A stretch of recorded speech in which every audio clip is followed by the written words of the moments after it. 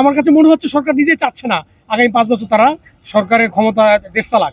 তারা চাচ্ছে যে কিছু টাকা পয়সা লুট করে একটা নির্দিষ্ট সময় দেশ থেকে ভেঙে যাবে, জনগণের গভীর সমুদ্রে ফালাই দেওয়া যাবে। তারা আমরা এই সিন্ডিকেট থেকে বাইরে হতে পারতেছি না, আমরা লুটতরাজ থেকে বাইরে হতে পারতেছি না।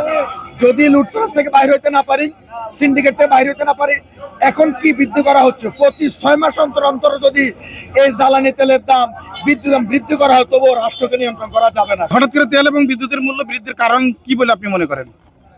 আপনারা জানেন যে 2009 সালে যখন আওয়ামী ফ্যাসিস্ট সরকার ক্ষমতা আসে, তার আগে তারা বলছিল 10 টাকা কেজি চাল, ঘরে ঘরে চাকরি, ঘরে ঘরে সার, এই কথা বলে একটা চমকপ্রদ তারা লোভ দেখিয়ে ক্ষমতা এসেছিল। ঠিক একইভাবে বিএনপি যখন ক্ষমতায় আসে তারা লোভ দেখিয়েছিল যে তারা ফ্যামিলি কার্ড দিবে, সার কার্ড দিবে, এরকম অনেক এখন কার্ড দিবে।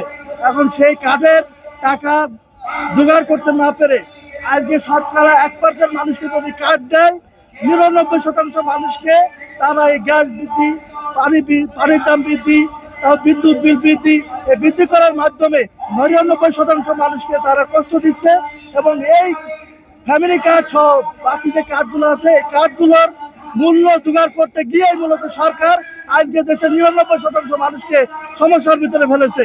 সরকার চিন্তা করছে না যে তারা জুলাই বিপ্লব পরবর্তী একটা বিপ্লবের মাধ্যমে তারা ক্ষমতা এসেছে, মানুষের মনের ভাষা তারা বুঝতে পারছে না। তারা যদি মানুষের মনের ভাষা না বুঝতে পারে, তাহলে এই জনগণই আবার তাদেরকে এই মসনদ থেকে শেখ হাসিনার মতো নামিয়ে ফেলবে ইনশাআল্লাহ। বাংলাদেশে প্রতিদিন কত হাজার লিটার জ্বালানি তেল খরচ হয়।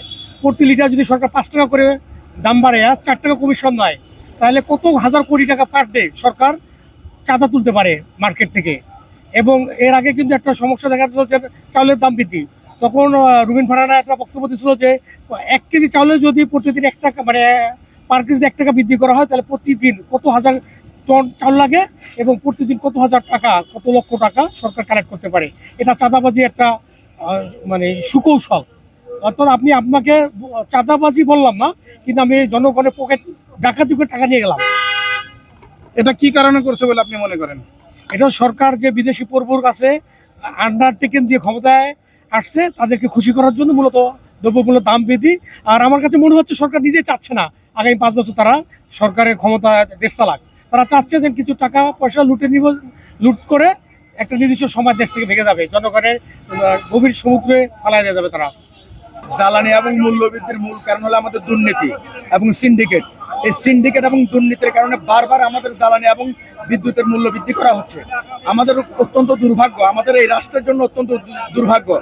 প্যাসিস তাড়ানোর জন্য আমরা দীর্ঘ সংগ্রাম করেছি, কিন্তু প্যাসিস তাড়ানোর পরেও আমরা কিন্তু সিন্ডিকেট ভাঙতে পারি নাই। আমরা এখনো এই যেই সিন্ডিকেট করে আমাদের টোটাল অবস্থাটাকে এমনভাবে তারা দুর্বৃত্ত করে রেখেছে, এমনভাবে তারা নিয়ন্ত্রণ করতেছে, যার কারণে আমাদের অবস্থানটা এত বেশি খারাপের দিকে যে আমরা এই সিন্ডিকেট থেকে বাইরে হতে পারতেছি না, আমরা লুটতরাজ থেকে বাইরে হতে পারতেছি না।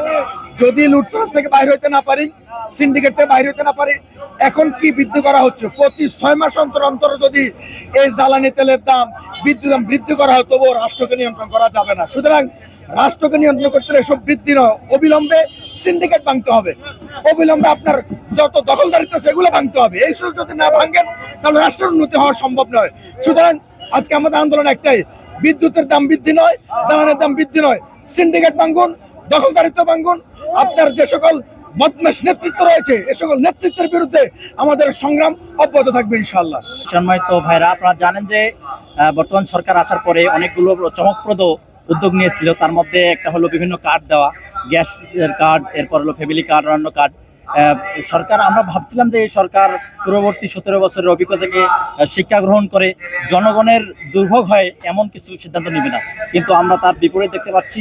শুরুতেই এসেই সরকার বিভিন্ন যে উদ্যোগগুলো নিয়েছে, তার মধ্যে থেকে আজকে 2 দফায় বিদ্যুতের দাম, 2 দফায় তেলের দাম এবং বিদ্যুতের দাম বৃদ্ধি করছে। এটা আমরা মনে করি যে সরকার দেশ চালাতে ব্যর্থ হচ্ছে বিধায় অন্যগুলো বিষয় ঢাকার জন্য, তাদের টাকার যে ঘাটতি এটা পূরণ করার জন্য, বাজেটের ঘাটতি পূরণ করার জন্য জনগণের উপর এটা চাপিয়ে দেওয়া হচ্ছে, এটাই আমি মনে করি।